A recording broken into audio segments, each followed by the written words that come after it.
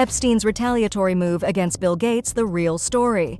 Hello, fellow truth seekers. Welcome back to Jeffrey's Demons, where we embark on a journey through the labyrinth of power, secrets, and intrigue. I'm your host, Sarah, and today we're diving into the unsettling alliance between Bill Gates and Jeffrey Epstein. This is no ordinary tale. It's a narrative that unfolds from the shadows, the enigmatic meetings. Let's take a step back to the origin of this clandestine relationship. When did Gates and Epstein's paths first intersect? The murmurings across the digital realm hint at an initial rendezvous around 12 years ago in January 2011. During this peculiar encounter, Gates found himself in the company of not only Epstein, but also Dr. Eva Andersson Dubin, a former Miss Sweden with whom Epstein had a history, and her 15-year-old daughter. According to the New York Times, Gates allegedly penned an email to colleagues in 2011, offering a glimpse into this curious interaction. His lifestyle is very different and kind of intriguing, although it would not work for me. In the same correspondence, Gates mentioned lingering into the late hours, noting, "A very attractive Swedish woman and her daughter dropped by, and I ended up staying there quite late." However, Gates's spokesperson, Bridget Arnold, clarified that the email was in no way meant to convey a sense of interest or approval. Arnold emphasized that Gates was referring only to the unique decor of the Epstein residence and Epstein's habit of spontaneously bringing acquaintances in to meet Mr. Gates. In September 2013, Bill and Melinda Gates found themselves at Jeffrey Epstein's Upper East Side mansion, a peculiar encounter that raised eyebrows. This meeting unfolded 4 years after Epstein's imprisonment for soliciting a minor for sex. On this very day, the couple accepted the Lasker Bloomberg Public Service Award at the Pierre Hotel in New York City. Notably, in the same year, Gates reportedly flew with Epstein on the infamous Lolita Express from New Jersey to Palm Beach, Florida, a jet known for its notorious design. By 2018, public scrutiny heightened as reports surfaced about Gates' interactions with Epstein, prompting a spokesperson to emphasize the philanthropic focus of these meetings. Gates, in a 2019 interview, distanced himself from Epstein's more scandalous ventures, expressing regret for the association. Epstein's demise in August 2019, amid federal charges, marked the end of a controversial chapter. In 2021, the Gateses announced their divorce, closing a significant chapter in their shared journey. In a joint statement published on their foundation website, they stated the following: "We continue to share a belief in that mission and will continue our work together at the foundation, but we no longer believe we can grow together as a couple in the next phase of our lives." For more information about how Bill Gates owes his divorce to Jeffrey Epstein, check out our channel where you will find a video with that very title, The Charitable Fund Proposal. Now imagine a world where Epstein, the enigmatic financier, attempts to pull Gates into a multi-billion-dollar charitable fund, a fund that, according to Epstein's emails, promised Gates access to higher-quality people, investments, and governance without rocking the marital or philanthropic boat, which in itself was a bizarre proviso to include when requesting funds, and hinted that Bill's marriage would be on the rocks if his affair was revealed. Little to no clarity was offered by Epstein, however, concerning what the goals and objectives of such a charitable trust would be. But why would Epstein suggest such a venture? In order to answer that, we need to take a step back. In the early 2010s, Bill Gates crossed paths with Mila Antonova, a Russian bridge player in her 20s. Their interaction extended beyond the card table, with Antonova seeking funds for an online bridge tutorial business. She was going to start this business herself and teach people how to improve as bridge players. It had the makings of a profitable business if she could secure access to resources, and who better to solicit than a billionaire financier? Introduced by Gates' advisor, Boris Nikolic, she presented her proposals to Jeffrey Epstein in 2013, aiming for $500,000. Although Epstein didn't invest, he provided her with accommodation a year later. Curiously, Epstein also sponsored Antonova's software coding school, asserting that he wanted to assist those in need as her learning could pay off if the online business she had envisioned proved successful. In spite of all of this, Epstein allegedly attempted to blackmail Bill Gates after discovering that he was having an affair with Antonova. Mila found herself unwittingly entangled in a power play beyond her comprehension.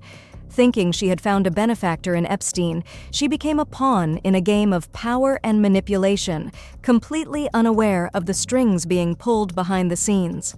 Despite Bill Gates' initial reluctance, JP Chase and Epstein relentlessly pursued the Microsoft chief for a $100 million contribution for their ambitious fund.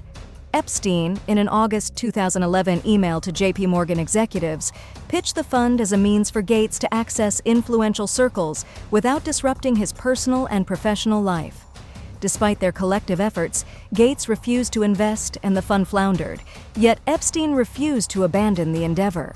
The failed fund, like a lingering ghost, haunted their dealings. Epstein's persistence led to a bizarre request for reimbursement in 2017, a final attempt to remind Gates of the leverage he held, a grudge that may have lingered until Epstein's alleged suicide in 2019. By emailing Bill to declare that he sought reimbursement for Mila's coding school tuition costs, Epstein's action signified blackmail for two reasons. Number one, tuition costs mean nothing to multi-billionaires. And two, Epstein knew that Gates and Mila were engaging in a torrid affair. Epstein was more than happy to shatter Gates's veneer of respectability by revealing the affair and ending his marriage in the event that Bill failed to cooperate with Jeffrey's plans. But Epstein would have bigger problems than spotlighting sham marriages as revenge for being left high and dry. By 2019, Epstein faced federal charges, leading to his custody and subsequent controversial death. Shortly thereafter, Gates' spokesperson emphasized their client's lack of business ties with Epstein, underlining Gates' regret for the association and attempting to create some distance between the tech tycoon and the child-molesting monster. Nonetheless, the intricate web of Gates, Epstein, and Antonova unveils a story of power dynamics, failed philanthropic ventures, and the lasting impact of associations that transcend public scrutiny. In 2021, as Bill and Melinda Gates announced their divorce, this chapter closed, leaving lingering questions about the untold narratives that unfold at the highest echelons of influence and wealth. Just days before his death, Epstein's grudge against Gates persisted, evident in his posthumous appointment of Gates' close advisor Boris Nikolic as his backup executor. The timing of these revelations in 2024 raises eyebrows, especially considering Gates's ruined marriage and 20-year affair. While the spotlight on Gates is undeniable, the narrative takes an intriguing turn toward JP Chase, currently facing its own slew of investigations into its dealings with Epstein. The Wall Street Journal's ownership by the Murdoch family, which owns significant stakes in Fox, adds additional layers of complexity. Rupert Murdoch's historical defense of JP Chase CEO Jamie Dimon during past scandals hints at intricate connections binding all of these elites together. Many articles suggest a sophisticated power play in which complex alliances at the highest levels shape public narratives and discourse, and in which the truth proves increasingly difficult to tease out from the complex web of lies with which it is intertwined. The financial intricacies and political entanglements underscore that, even in 2024, the Epstein-Gates saga remains a puzzle woven deeply with elusive truths. Gates remains as tight-lipped about his associations with Jeffrey Epstein as he does about the constituents of his vaccines. In both cases, the dead bodies pile higher while mainstream media outlets pretend there is nothing to see, that is, if Twitter is to be believed.